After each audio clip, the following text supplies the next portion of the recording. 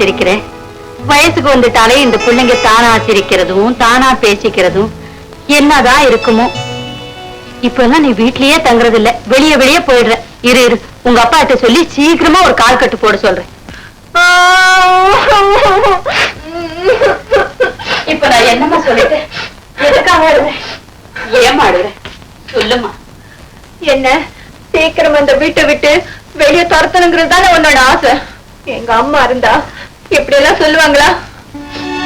சின்ன வார்த்தை சொல்லிட்டேன். வாஸ்தவம் தாம்மா. என்னதான் அன்பா வளர்த்தாலும் ஆயா தாயாயிட முடியுமா? ஏச்சு விட்டேனே தாயை, ஏச்சு விட்டேனே ஒன்னே, ஏச்சு விட்டேனே. ஏமாந்து போனியா? தாய் இங்க வாயே. என்ன? இப்படி பக்கத்துல வாயே. என்னவா? இன்னும் பக்கத்துல. என்ன சொல்லு. என்ன இன்னைக்கு என் குழந்தைக்கு ஆனந்தம் தாங்க முடியல. தாய், என் வாழ்க்கையில இன்னைக்கு நான் ரொம்ப சந்தோஷமா இருக்கேன். சந்தோஷமா இருக்க வேண்டிய வயசு தானேம்மா. ஆனா பின்னால பொறுப்பும் பாரமும் ஏற்படும் போது துக்கமும் தன்னால வந்துடும். தாய், என் வாழ்க்கையிலும் துக்கம் வருமா? பெண் வாழ்க்கையாச்சே, துக்கமும் சேர்ந்துதாமா வரும். வேண்டாமா, உன் வாழ்க்கையில அது வர வேண்டாமா? வேண்டவே வேண்டாம். அத்த மகளே ராசாத்தி மனச வச்சுக்கோ காப்பாத்து. வந்தீங்கன்னா தானே இருக்கேன். ஆமா, என்ன நீ காலங்காத்தால் 9 மணிக்கெல்லாம் கிளம்புற? அட என்னப்பா புறப்படும் போதே? ஒண்ணு இல்லப்பா, இந்த லாண்டிக்காரன் பால் கணக்கு கொஞ்சம் உதக்கிட்டு. உழைக்கிறதுனா காலை கட்டுறது. கொஞ்சம் கணக்கு கொஞ்சம் பாரு. சரி சொல்லு. இந்த ஒரு நாளைக்கு முக்கா அப்படின்னா 12 நாளைக்கு என்ன ஆகுது? பச்சை தண்ணி எவ்வளவு? அது குறை எல்லாம் காரணம். சம்பந்தா, நான் வந்து கணக்கு சொல்றேன். இருப்பா, என்னப்பா அவசரம்? கணக்கு சொல்லிட்டு பாப்பா. சரி, 12 முக்கா 9 படி ஆச்சு. அப்ப படி 2 ரூபானா எவ்வளவு ஆகுது? என் பொழப்பு போச்சு சம்பந்தா, எனக்கு நேரம் ஆகுது சம்பந்தா. கண்டுபிடி ராஜா கரை கரை பாதுபடி போயிட்டாப்பா. சரிப்பா, 9 2 18 ரூபா ஆச்சு. 18 ரூபாயா? அப்போ இந்த ராண்டிக்காரன்ட்ட 6 சட்டை 6 வேஷ்டி போட்டிருக்கேன். சம்பந்தா, அந்த துணியை நீயே வாங்கிட. ஆகிறது இல்லப்பா, ராண்டிக்காரனுக்கு துருவு வேணா. அந்த கணக்கு அவன் போட மாட்டானா? நீயே பாத்துறே கண்ணு. சம்பந்தா, நீ ரொம்ப சோதிக்கிற. சரி, எத்தனை துணி ஆச்சு? 6 வேஷ்டி 6 சட்டை, துணி 30 பைசா. 6 6 12 360 ஆச்சு. போதுமா? 360 என்ன கிழிச்ச வேட்டிக்கு வந்து 30 பைசாவா? வெள்ளா வைங்களா? இப்ப நீ தான் விளையாடுற. கீழ வேட்டிக்கு 10 பைசா வச்சுக்கோ. அப்ப 350 ஆச்சு. என்ன போன மாட்டி துண்டு குறைச்சு அது கட்டினா பார்த்து கூடாது. நீங்க ஐயோ ஐயோ, அதை நீயே குறைச்சிக்கப்பா. நீ குறைச்சுக்கண்ணே. அப்ப 3 ரூபா ஆச்சு. ஆமா, நாமளே குறைச்சிக்கினே போறோம்னா லாண்டிக்காரன் குறைச்சுவானா? அத லாண்டிக்காரன் காடு இந்த பயிர கணக்கு பார்க்க சொன்னா எங்கேயோ கணக்கு பண்றான் போடுறது.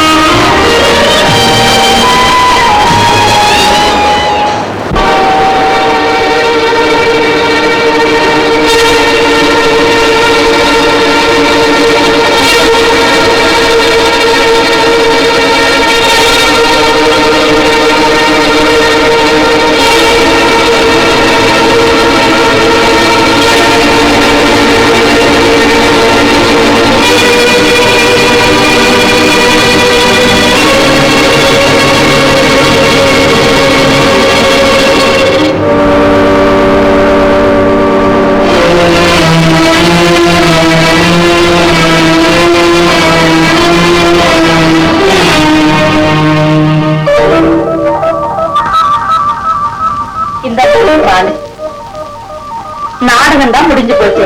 இன்னும் என்னம்மா படிச்சுக்கிட்டு இருக்கேன்? நாடகம் முடியல தாயி, நாடகம் முடியல, ஆரம்பமாயிருக்கு. என்னம்மா சொல்ற தாய்?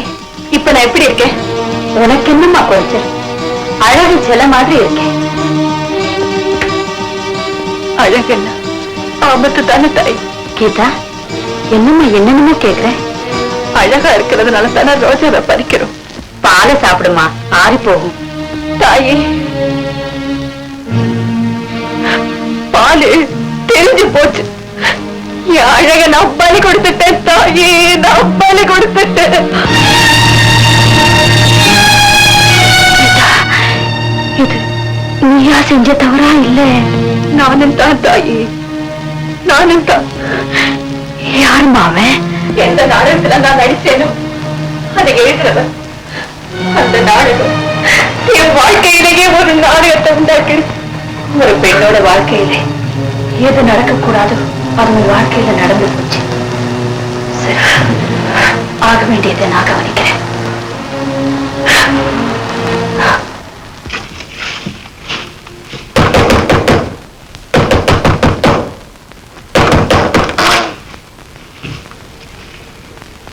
தம்பி பேர் தானே சந்திரநாத்? ஆமா, உள்ள வாங்க. பரவாயில்லை, நான் கீதாவோட வளர்ப்பு தாய். ஓ, நீங்க என்ன பேச வந்திருக்கீங்கன்னு எனக்கு தெரியும். மன்னிக்க முடியாத பெரிய தவறு நடந்து போச்சு. ஆனா கீதாவை நான் கைவிட மாட்டேன். பெரியவங்க சம்மதிச்சீங்கன்னா நான் அவளை கல்யாணம் பண்ணிக்கிறேன். அதேதான்ப்பா நானும் சொல்ல வந்தேன். குழந்தையோட மானம், குடும்ப கௌரவம் உன் கையில தான்ப்பா இருக்கு. இன்னைக்கே கீதாவோட அப்பாவை சந்திச்சு பேசுறேன். என் மகளை நீ கல்யாணம் பண்ணிக்க விரும்புறியா? ஆமா. என்ன வேலை பார்க்க? நான் ஒரு எழுத்தாளர். ஓ, இந்த கிழக்கிற தொழில உனக்கு என்ன வருமானம் கிடைக்கும்? அதிகமா இல்லைனாலும் அளவா கிடைக்கும். 5-10 இல்ல 100-200? அது அதிர்ஷ்டத்தை பொறுத்தது சார். அப்போ வாழ்க்கையில நீ அதிர்ஷ்டத்தை நம்பித்தான் உழைக்கிற இல்லையா? என் பங்களாவை நீ பார்க்கிற பர்னிச்சர், செவுத்துல மாட்டப்பட்டிருக்கிற சித்திரங்கள், சிலைகள், நீ நிக்கிற அந்த கம்பளம், இதுல ஏதாவது கொண்டு உன் வீட்டுல உண்டா? நீங்க சொல்றது எனக்கு புரியுது. ஆனா இதெல்லாம் எனக்கு தேவையில்லை. கீதாவுக்கு தேவை. வெள்ளி கிண்ணத்துல நிலாச்சோறு சாப்பிட்ட குழந்தை, பெரும் தரையில அவ கால் நடந்தது. ஆமா, உன் ரூம்ல ஏர் கண்டிஷன் உண்டா? இல்ல. கார் வச்சிருக்கியா? கிடையாது. வேற என்னதான் தகுதி இருக்கு? நான் ஒரு எழுத்தாளர். கீதா ஒரு பணக்காரி. கீதா என்கிட்ட இதெல்லாம் ஒண்ணு கேட்கல. அவ கேட்டிருக்க மாட்டா, அவ குழந்தை. ஆனா நான் ஒரு தரப்பேன். அவளுக்கு என்ன தேவைங்கிறது எனக்கு தான் தெரியும். அந்த தேவையில பூர்த்தி செய்யறதா என்னுடைய கடமை. ஆமா, வீட்டுல பெரியவங்க யாராவது இருக்காங்களா? யாரும் இல்ல. என்ன பெற்றவங்க இறந்துட்டாங்க. அவங்க ஆசீர்வாதத்தை தான் கொடுத்துட்டு போனாங்களே தவிர ஆஸ்தி வைக்கல. ஆனா அது ஆதரவு யாருமே கிடையாது. சமூகத்துல ஒரு அந்தஸ்தும் இல்ல. அடுத்த வேளை சாப்பாட்டுக்கு அதிர்ஷ்டத்தை நம்பணும். அஸ்திவாரமே இல்ல. ஆனா ஆசையில கோட்டை கட்டிட்டேன். சார், நான் ஒரு லிட்டரேச்சர் எம்ஏ. எழுத்தாளர் நான் பிழைக்க முடியாட்டாலும் எங்கேயாவது வேலை செஞ்சு கீதாவை என்னால காப்பாற்ற முடியும் சார். உன் உறுதி அழகாத்தான் இருக்கு. உத்தியோகத்துல சேர்ந்துட்டு நான் சொன்ன தகுதிகள் அத்தனை உனக்கு வந்த பிற்பாடு என்ன வந்து பாரு. நீ போகலாம். ஏன் நிக்கிற? கதவு திறந்திருக்குப்பா. ஆனா உங்க மனசுதான் போயிருக்கு சார். தயவு செய்து எங்க கல்யாணத்தை தடுத்து நிறுத்திடாதீங்க. நீங்க எத்தனை நேரம் பேசின குடும்ப கௌரவம், சமூக அந்தஸ்து இதெல்லாம் நினைச்சிருக்கணும்னா கீதாவை எனக்கு கொடுக்கறதா நியாயம். மிரட்டுறியா? மிரட்டல, உண்மையைத்தான் சொல்றேன். உங்க பொண்ண வேற யாருக்கும் கல்யாணம் பண்ணி கொடுக்க முடியாது சார். காரணம், அவ எனக்கு சொந்தமாயிட்டா.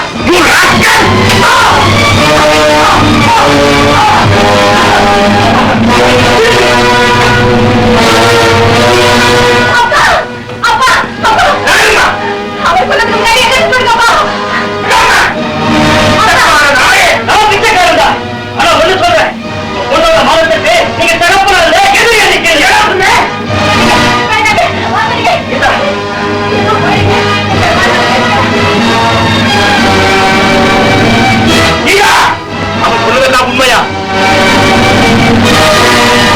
சொல்லுமா, உண்மையா? கீதா!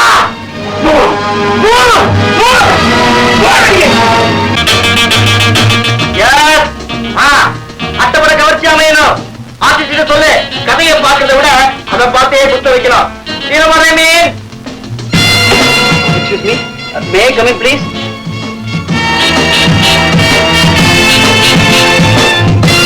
எப்படி போன நூற்றாண்டுல இருக்கியா இல்ல புதுஜம் எடுத்துட்டியா? சேலை கட்டம் கதைக்கெல்லாம் ஜீன்ஸ் போட்டாச்சா? இல்ல பழைய பஞ்சாங்கம் தானா? பழைய கொள்கையெல்லாம் என் பொழப்புக்கு வருவாதுன்னு நான் புரிஞ்சுக்கிட்டேன் சார். திடீர்னு உனக்கு இந்த திருப்பம் ஏற்பட்டிருக்கணும்னா யாரோ மூலையில வளைக்கிற மாதிரி பலமா தட்டி இருக்காங்கன்னு நினைக்கிறேன். ஆமா, யாரோ தட்டி இருக்காங்களே. அப்போ இனிமே உனக்கு நீ கதை சொல்லிக்க மாட்டேன், ஊருக்கு சொல்ல போறேன்னு நினைக்கிறேன். நான் கம் டு தி பிசினஸ். எங்க பப்ளிகேஷனுக்கு இன்னும் ஒரு வாரத்துல உன்னால கதை தர முடியுமா? நான் முயற்சி பண்றேன் சார். முயற்சி இல்ல, முடிக்கணும். கதையோட தலைப்பு நானே சொல்றேன். வாழ்க வாலிபம், வாழ்க சதானந்தம். தேங்க்யூ. நீ எவ்வளவு பணம் எதிர்பார்க்கிறேன்? சார், நான் ரொம்ப மாறிட்டேன். அதிகமாக எதிர்பார்க்கிறேன். ஒரு 200 ரூபாய் கொடுங்க சார்.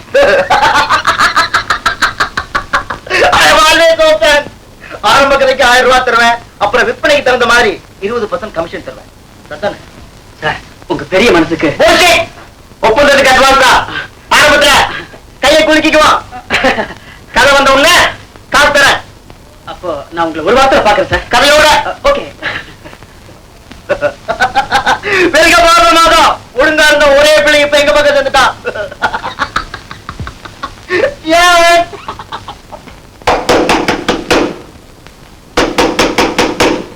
வாங்க, கதவு திறந்தா இருக்கு.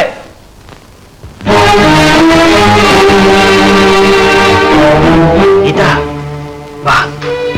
அன்னைக்கு எங்க அப்பா உங்களை அவமானப்படுத்துறதுக்கு நான் மன்னிப்பு கேட்டுக்கிறேன். பரவாயில்ல கீதா, எனக்கு அது ஒரு நல்ல படிப்பினதான். அனந்தான் வாழ்க்கைங்கிறத உங்க அப்பா எனக்கு நல்லா புரிய வச்சுட்டார்.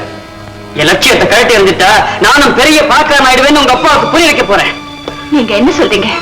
இப்ப நான் இருக்கிற இடம் எளிமையா இருக்கலாம், ஆனா இன்னும் கொஞ்ச நாள்ல ஒரு பெரிய பங்களாவில குழு அறைகளும் சித்திரங்களும் சிறைகளும் ரத்தன கம்பளங்களும் உங்க அப்பா கேட்டாரே அந்த அந்தஸ்தோடு இருப்பேன்.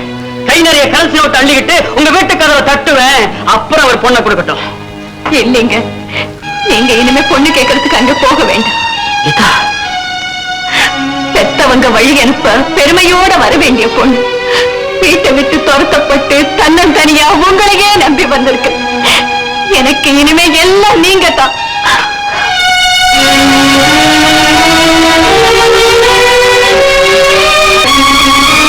மனசுல பொண்ணு எனக்கு ரொம்ப பெருமை கழித்தா. தானே காதல் பண்ணி தனக்கே கல்யாணத்தை நிச்சயம் பண்ணிக்கிட்டு இப்ப பெத்த தகவலுக்கு சொல்லி இருப்பான். ரொம்ப நல்லா இருக்கு தாய்மா, ரொம்ப நல்லா இருக்கு. ஆசையா படிக்க வச்சிருக்கு. எனக்கு ரொம்ப அழகா பாடம் சொல்லிட்டான். ஆத்திரப்படாதீங்க, படிப்புனால அவ பாழாயிடல.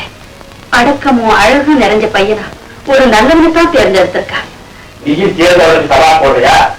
நல்லது நல்லதுன்னு சொல்றதுல தப்பு என்னங்க இருக்கு? நீயும் ஏன் பேச மாட்டேன்? குணமுள்ள இடத்துலதான் குடும்பம் நல்லா இருக்க முடியும்.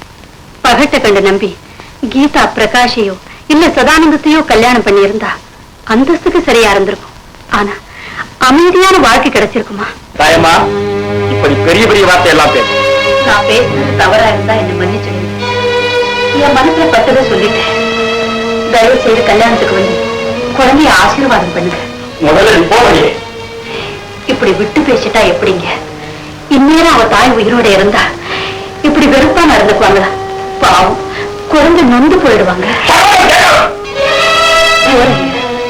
போறேன். ஆனா இதே வெறுப்பு ரொம்ப நாள் நீடிக்க முடியாதுங்க. அது உங்களுக்கே தெரியும்.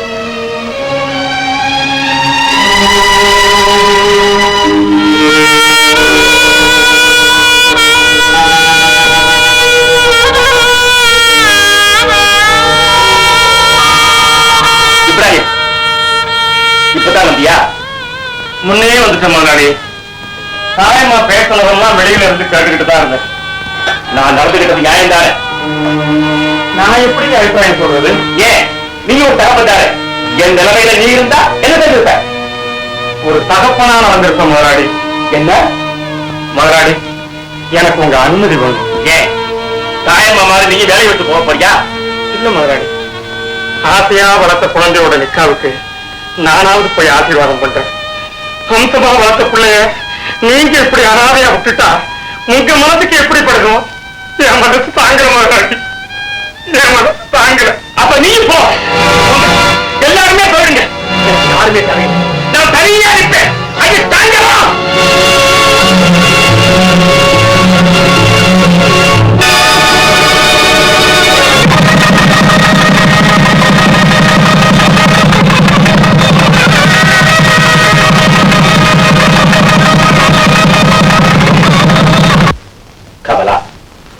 உன் மக என்ன காரியம் செஞ்சுட்டா பாத்தியா? ஆசையா வளர்த்த தகப்பனம் எனக்கான துரோகம் செய்யணும். நீ பெத்த மகனுக்கு தான் பேசுவேன். ஆனா இந்த அவமானத்தை நான் மறக்க மாட்டேன், மன்னிக்க மாட்டேன், நிச்சயம் மன்னிக்க